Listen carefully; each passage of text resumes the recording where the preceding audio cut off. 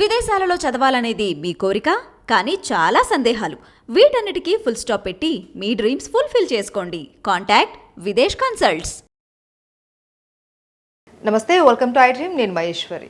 ఈ మధ్య కాలంలో మనం కొన్ని సివియర్ కేసెస్ చూస్తూ ఉంటాం. ఏంటంటే చాలామంది తమ పనులు తాము చేసుకోలేక వాళ్ళు ఇంకెప్పటికీ బెడ్కే పరిమితం అయిపోయినటువంటి కొంతమంది పేషెంట్స్ గురించి మనం చూస్తూ ఉంటాం, వింటూ ఉంటాం.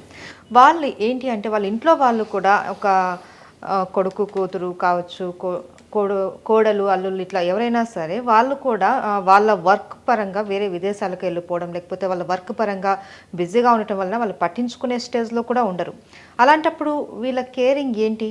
వీళ్ళు టైం టు టైం ఎలాంటి మెడికేషన్ తీసుకోవాలి, టైం టు టైం వీళ్ళు ఎలా పడుకోవాలి, ఏ పొజిషన్లో ఉండాలి, ఎలాంటి ఆహారం తీసుకోవాలి, ఇవన్నీ కూడా పట్టించుకోవడానికి ఒక మనిషి లేక చాలా ఇబ్బంది పడుతూ ఉంటారు. ఇలాంటి వారి పట్ల చాలా కేరింగ్ తీసుకుంటూ ఒక అపోలో హాస్పిటల్స్ వాళ్ళు ఒక ప్రోగ్రామ్నే వాళ్ళు కండక్ట్ చేస్తారు. ఏంటి వాళ్ళు ఎలాంటి హెల్ప్ చేస్తూ ఉంటారు అండ్ అలాగే వాళ్ళు ఎలాంటి కేర్ తీసుకుంటూ ఉంటారు అన్న విషయాల గురించి వారిని అడిగి తెలుసుకుందాం. ఇప్పుడు మనతో పాటు ఉన్నారు అపోలో హాస్పిటల్స్ నుంచి నర్సింగ్ సూపరింటెండెంట్ శ్రవంతి గారు. వారితో మాట్లాడి అన్ని వివరాలు తెలుసుకుందాం. నమస్తే శ్రవంతి గారు. నమస్తే అండి. శ్రవంతి గారు, ఇప్పుడు నేను ఇంట్రోలో చెప్పినట్లు చాలామంది పేషెంట్స్ ఎగ్జాంపుల్ క్యాన్సర్తో చాలా సివియర్ స్టేజ్లో ఉండి బెడ్కే పరిమితం అయిపోయి వాళ్ళ పనులు వాళ్ళు చేసుకోలేని వాళ్ళు, వయసు అయిపోయిన వాళ్ళు, పెద్దవాళ్ళు, వాళ్ళు ఏంటి అంటే కొన్ని రకాల స్కిన్ ఇన్ఫెక్షన్స్ తోటి బాధపడుతూ ఉంటారు. విపరీతమైన పుండ్లు ఇవేవి ఉంటాయి. కానీ ఇంట్లో ఎవరు ఉండరు చూసుకోవడానికి. పిల్లలు కానీ ఎవరైనా సరే జాబ్ పరంగా విదేశాలకు వెళ్ళిపోవడమో, లేకపోతే లోకల్లో ఉన్నా కూడా వాళ్ళు వర్క్ బిజీలో వాళ్ళు ఉండిపోవడం, ఇలాంటివన్నీ ఉంటాయి కదా. సో అలాంటప్పుడు వాళ్ళకి ఎలాంటి కేర్ తీసుకోవాలి, వాళ్ళకి మీరు ఎలాంటి సజెషన్స్ ఇస్తూ ఉంటారు? ఇలాంటి వాళ్ళు లైక్ మీరు చెప్పినట్లు ఇప్పుడు చాలామంది జాబ్స్కి వెళ్ళిపోయి చూసుకోలేక బెడ్ రిడన్ అయిపోయిన వాళ్ళు చాలామంది, elderly people, all those people, వాళ్ళందరినీ చూసుకోవడం కష్టంగా ఉన్నప్పుడు మనం వేరే ఏజెన్సీతో మాట్లాడి ఇంకొకరిని అరేంజ్ చేస్తాము. వాళ్ళు చూసుకోగలరు కానీ వాళ్ళకి ఇవన్నీ తెలియదు, ఎలా చూసుకోవాలి ఏంటి అన్నది. సో మోస్ట్లీ ఇటువంటి ఎల్డర్లీ పీపుల్కి వాళ్ళ ఓన్గా వర్క్ చేసుకునే వాళ్ళకి అట్ ప్రజెంట్లో ఉన్న బేసిక్ ఒక బిగ్ ప్రాబ్లం ఏంటి అంటే బెడ్ సోర్స్ అంటే అది మన బ్యాక్ సైడ్లో మనం ఒకటే పొజిషన్లో మోర్ దాన్ 2 hours అటు తిరగకుండా ఇటు తిరగకుండా అదే పొజిషన్లో ఉండడం వల్ల అక్కడ బ్లడ్ సర్క్యులేషన్ తక్కువ అయిపోయి అక్కడ బ్లడ్ సర్క్యులేషన్ లేక అది ఇట్లా మెత్తబడిపోయి అది ఒక పుండులాగా తయారైపోతుంది. ఆ పుండు అనేది మనం సరిగ్గా ట్రీట్ చేయలేదు అనుకోండి, అది పెద్ద ఇన్ఫెక్షన్ అయిపోయి పేషెంట్ని లాస్ట్కి డెత్ వరకు కూడా తీసుకొని వెళ్ళిపోతుంది. అది ఓన్లీ పెద్దవాళ్ళకే అవుతుందని కాదు, any patient from the childhood, like చిన్న పిల్లల నుంచి పెద్దవాళ్ళకు ఎవరైతే వాళ్ళు వర్క్ చేసుకోలేక బెడ్కే పరిమితం అయిపోయి తిరగని వాళ్ళకి, అంటే నార్మల్ మనిషిలాగా తిరగలేని వాళ్ళకి బెడ్ మీదనే ఉండి ఆ హార్డ్ సర్ఫేస్ మన బెడ్కి అపోజిట్గా మన బాడీకి టచ్ అవ్వడం వల్ల ఇలాంటిది any kind of aged people bed మీద ఉన్న వాళ్ళకి అవుతుందండి. సో వాళ్ళకి మీరు ఎలాంటి సర్వీసెస్ ఇస్తారు? సో ఇలాంటి పీపుల్ ఎవరైతే తిరగలేని వాళ్ళని మనం ఏం చేయాలంటే వాళ్ళకి ఎవ్రీ సెకండ్ అవర్లీ 2 గంటలకు ఒకసారి మనము ఒక చిన్న పాపల్ని చూసుకున్నట్లుగా వాళ్ళని పొజిషన్ చేస్తూ ఉండాలి. మనం ఇట్లా స్ట్రైట్గా పడుకుంటాము ఒక 2 hours, తర్వాత మళ్ళీ ఒక లెఫ్ట్ సైడ్ తింపాలి, మళ్ళీ ఒక 2 hours తర్వాత మళ్ళీ రైట్ సైడ్ తింపాలి. అట్లా ఫ్రీక్వెంట్లీ 24/7 మనని వాళ్ళము ఎవ్రీ సెకండ్ అవర్లీ తిప్పుతూ ఉంటే సో బ్యాక్ సైడ్ ఓన్లీ 2 గంటలు ఉంటుంది, మళ్ళీ ఇటు సైడ్ 2 గంటలు, ఇటు సైడ్. సో మన బాడీలో ఉన్న బ్లడ్ మొత్తం హోల్ బాడీకి సర్క్యులేట్ అవుతుంది. దానివల్ల వాళ్ళకి అగేన్స్ట్ ప్రెషర్ కాకుండా ఆ ఏరియాలో అది బెడ్ సోర్ కాకుండా ప్రివెంట్ చేయొచ్చు ఎవ్రీ సెకండ్ అవర్లీ చేయడం వల్ల, పొజిషన్ చేంజ్ చేయడం వల్ల. And moreover food also అండి, this kind of people because of the malnutrition this also can happen. వీళ్ళకి మనం ఎక్స్ట్రా ప్రోటీన్ డైట్ ఇవ్వాలి, ఎగ్స్, ఫిష్ అట్లాంటి వాళ్ళకి ఇస్తూ ఉండాలి.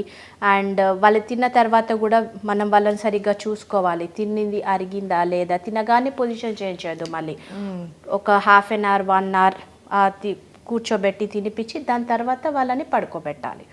ఇలాంటి కొన్ని మంచి థింగ్స్ మనం చేస్తూ ఉంటే వాళ్ళకి బెడ్ సోర్స్ రాదు, ఆస్పిరేషన్స్ అవ్వదు.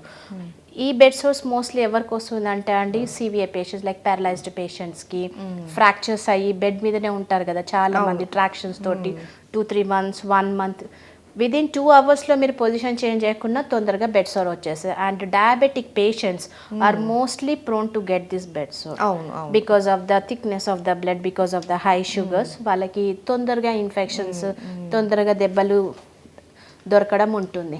అండ్ కొంతమంది యాక్సిడెంట్ అయిన వాళ్ళు బెడ్ కి పరిమితం అయిపోయిన వాళ్ళు వీళ్ళు ఉంటారు. ఎగ్జాక్ట్లీ. సో సో వాళ్ళకి కూడా బెడ్ సోర్స్ వచ్చే ఛాన్సెస్ ఆర్ హై. అండ్ ఈ పుళ్ళు ఎక్కడ అవుతున్నాయి అంటే అండి, మోస్ట్లీ ఎక్కడైతే ప్రెషర్ మనం మ్యాట్రెస్ మీద ఎక్కడ ప్రెషర్ పడుతుంది, మనం ఇలా పడుకుంటే ఆక్సిపుట్, నెక్స్ట్ హియర్, ఇక్కడ షోల్డర్, యాంకిల్స్, ఇక్కడ sacrum, back side, sides, hip and toe, మన ankle.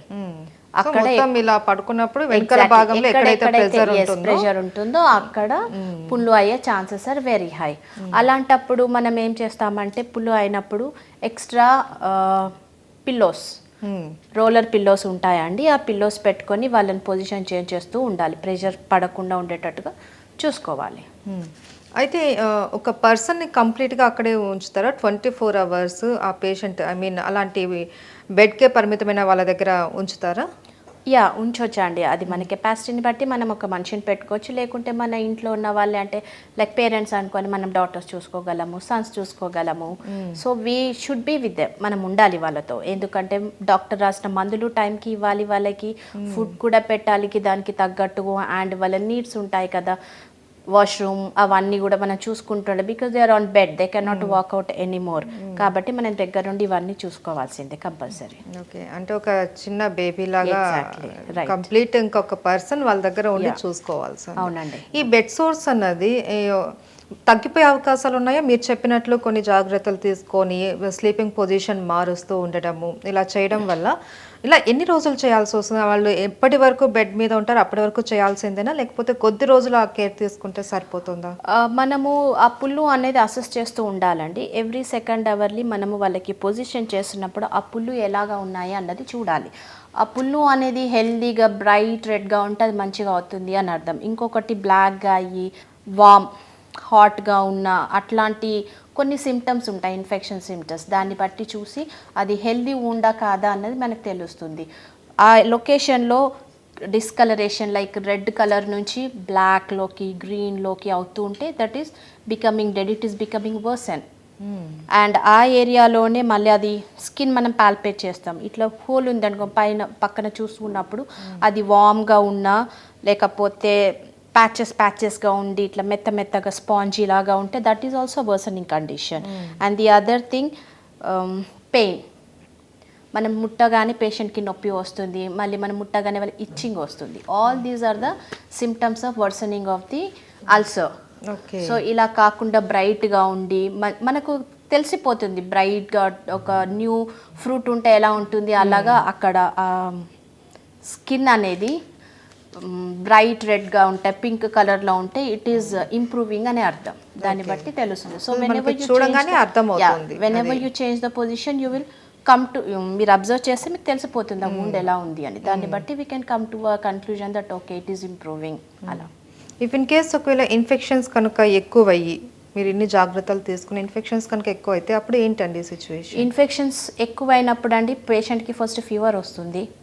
Fever is the thing to rule out infection ఉంది అని. ఆ ఇన్ఫెక్షన్స్ ఎందుకు వస్తున్నాయి అని అంటే అగైన్ ఆ ఏరియాలో పచ్చిగా ఉంటాయి, వెట్. పేషెంట్ టాయిలెట్ వెళ్ళిపోతారు, బెడ్ రిడన్ కదా, మనం చూసుకోము, డైపర్ ఉంది కదా అని వదిలేస్తాము. డైపర్ ఉండడము, అది డైపర్ వెట్ అయిపోవడం is also source of this kind of bed sores. దానివల్ల వెట్ వల్ల కూడా moisture is also source of bed sore. So అవి లేకుండా మనం చూడాలి.